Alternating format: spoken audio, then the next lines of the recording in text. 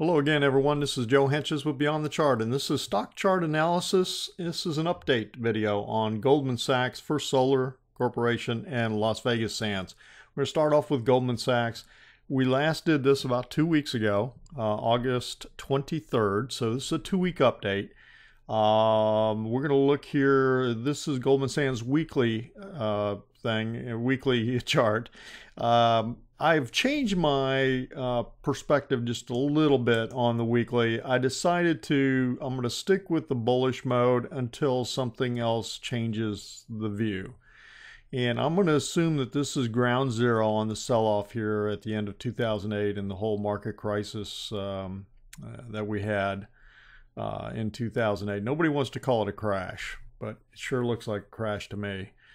What smells like, looks like, acts like a crash, it sure is a crash. So, but anyway, this is ground zero. And I'm going to call this Impulse Wave 1 and Impulse Wave 2. This was still complex. I'm not going to change that view. And I'm going to assume we are in a bullish mode until we start to break down and it shows me otherwise. And I'm going to keep this trend line in here that says it needs to be kind of adhering to that trend line. So right now, I think we're coming off this deep correction that we got here into 2012, late 2011, 2012, and I think the first primary move here occurred 2012 into early 2014. So I think we're in some kind of corrective mode here. I'm going to say a primary wave 2 correction that's going on. And let's zoom in and look at that on a daily chart. Okay, so, last time I thought, well, maybe we're in a 1. Let me get rid of this. I thought maybe this was, a 1 and we're doing an A, B, C for a 2 kind of thing. It just doesn't look right to me. It just doesn't feel right.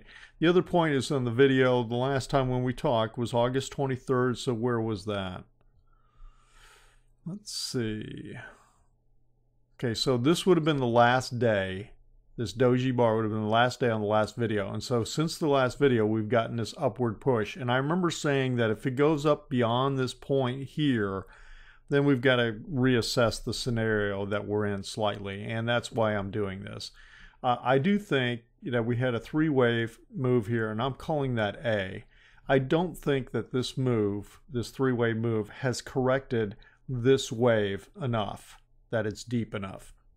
And then this wave here seems to be overlapping because, this is coming down, overlapping into here slightly. This is definitely overlapping into here. And the other thing is when you start to look at the indicators, you're getting nothing but bearish divergence, okay? The indicators are not going to new highs on this move, and actually didn't on this move on the RSI. And I'm getting it on all 3 indicators, So when you look at the RSI, when you look at the demand index, definitely not getting it on the demand index. And on the DI plus, and DI minus, the DI minus did not continue to weaken.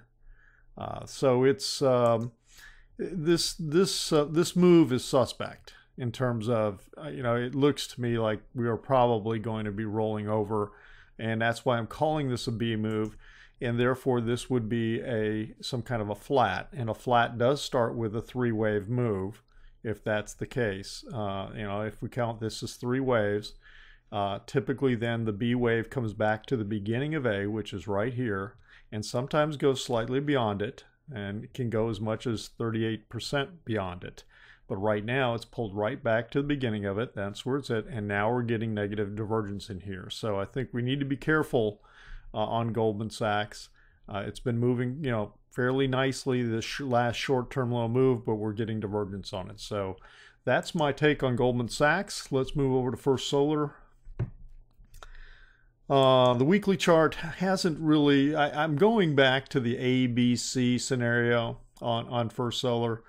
Make sure on the weekly chart, and this is the IPO low. We broke below it, pretty dramatic sell-off. Again, I'm going to give it the benefit of the doubt and assume that we're in a first wave up I would like to see it, break this trend line at some point to say that, we're in a new impulsive move to the upside.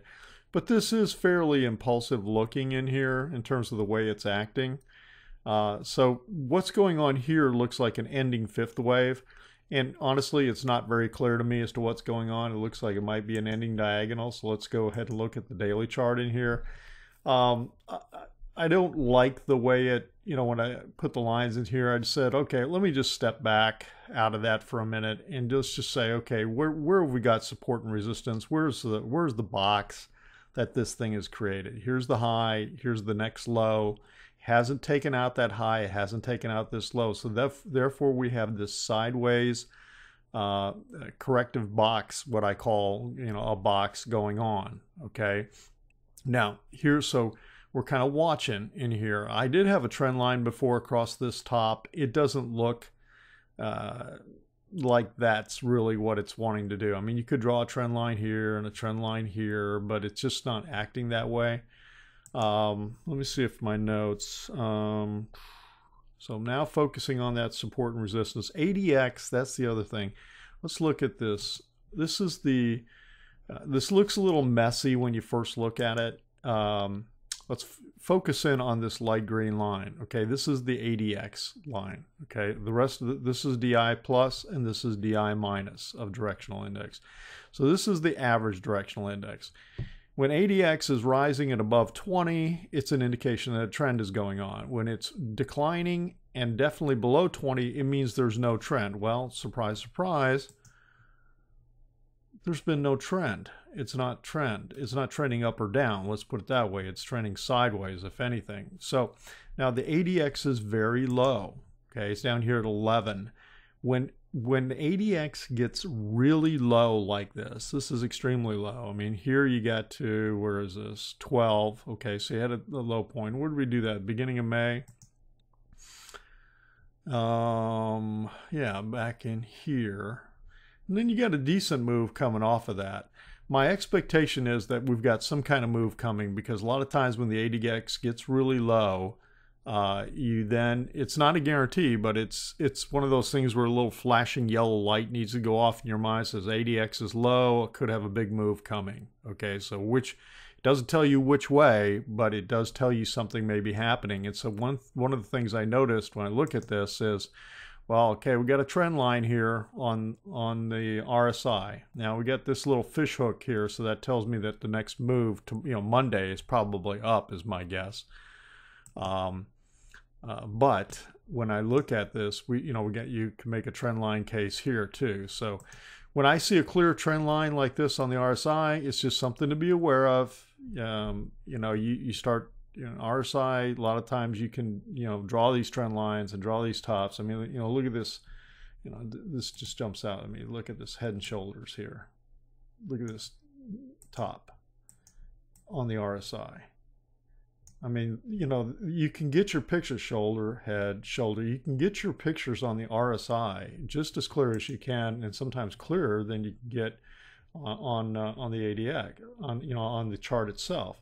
And when it broke that trend line on the RSI, it was right in here, and it was a precursor of the breakdown that then occurred and the sell-off that then occurred for weeks and weeks and weeks.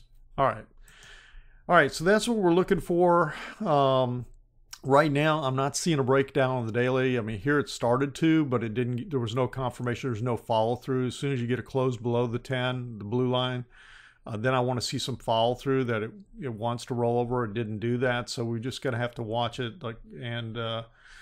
That's my best take on First Solar. Let's roll over to Las Vegas Sands. Las Vegas Sands on a weekly basis. Okay, we got a little more. Last time we looked at this again was the 23rd, and so therefore I think the last time we looked at the weekly chart was actually on the 12th, and so. This was the last bar on the weekly chart. 2 weeks ago, we didn't look at the weekly chart. So now since then, last 4 weeks, we got this sell-off, and it's come down. It's almost to 50%. And what is this 50% of? It's 50% of this move, okay? So I'm looking to see what kind of correction we're getting. We're getting almost 50%. And let me get rid of that line. The other thing is we've got these support lines I drew in here at the previous high over here and the previous high here. Well, wow, we came almost literally to the support. The high right here, 62.09. The low last week, 62.11. That's just amazing. Now, we'll see if this holds. Let's come in and take a look at the daily chart. Let's see what else. Indicators and volume. We'll take a look at that. Remember I talked about the way this was rolling over and the volume was just the opposite. The volume was rolling down, curving down. That was not a positive sign, and I felt like we were going to have something more coming to the downside. Well, we got it. Okay, and this almost looks like a capitulation day to me. No guarantees. We got this trend line here on the RSI. This little bottom almost looks like it's trying to do a little W bottom. Okay, we'll have to see what kind of follow through we get Monday, Tuesday. I think Melco Crown Entertainment looks like, you know, I've got a call position on that, and I think it may have bottomed, and I'm in it. And this and MGM just hasn't followed through yet, but this looks like it's trying to. This looks like it's trying to. So if we look at here, we're not getting the divergence here. We don't see the divergence on the RSI quite yet. We might be getting it short term right in here. And then the other thing in here, we're on the demand index, we're clearly getting bullish divergence. Now remember, it broke this trend line on the demand index, which was kind of a false break, okay, because then it rolled over, but now we're getting bullish divergence in here. So that's really, really interesting. And so I'm looking at this as a potential bottom in here as wave 2. You know, you're going to need to get it to come on and turn and volume come in and come back up, break above this low here, get above the 10. But that's what we're looking for. And again, like I said 2 weeks ago, we're on reversal watch for Las Vegas Sands, although right now I think there's a higher degree of chance, higher chance that we are very, very close to that point. So anyway, that's it on Las Vegas Sands, and we'll see how she plays out. This has been Joe for Beyond the Chart. Today is Saturday, September 6th, 2014. And I will be back later today with a weekend update on the market. Thanks for stopping by. Share the video on social media. And if you're not a subscriber, just subscribe. You'll share the PDF I've got for you, free report. You get access to the Trade Ideas webpage. And I email you updates as to when new posts and things are put on the website. And so your first name and email, and you're good to go. All right. This has been Joe from Beyond the Chart. Thanks for stopping by. See you on the next video.